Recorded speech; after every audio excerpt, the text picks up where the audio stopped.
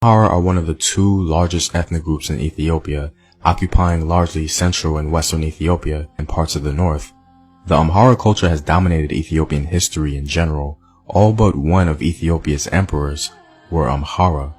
The Ethiopian states that the Amhara inhabit include Wollo, Gojam, Gondor, and North Showa.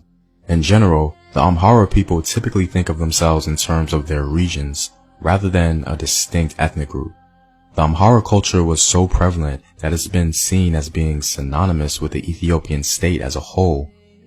They've also historically been called Abyssinians, and they built one of the most popular and long-lasting empires in all of African history.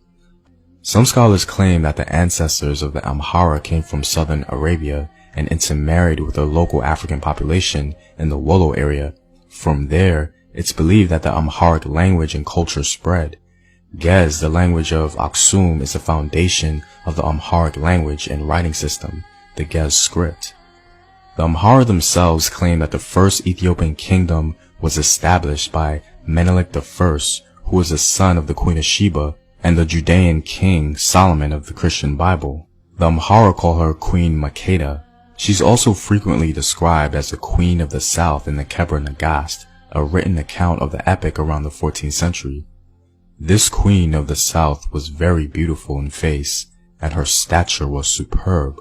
Her understanding and intelligence, which God had given her, were of such high character that she went to Jerusalem to hear the wisdom of Solomon.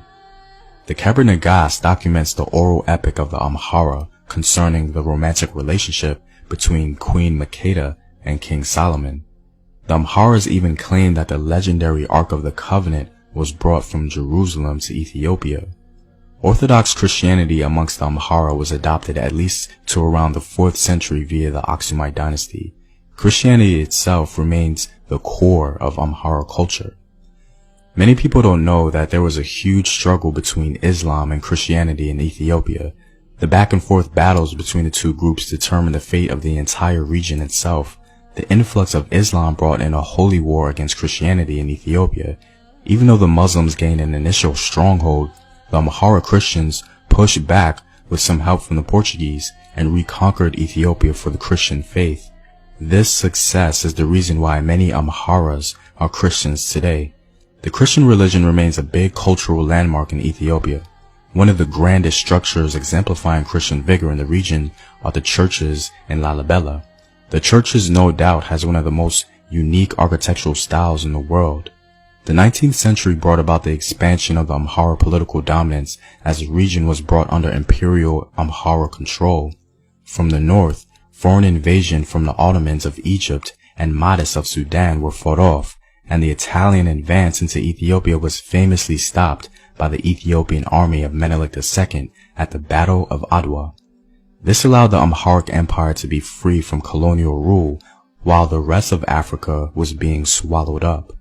Amhara painting is the dominant art form in modern-day Ethiopia, and is largely done in the context of their Christian faith. One of the most distinguished features of Amharic art is the large eyes of the subjects, who are usually depicted as biblical figures.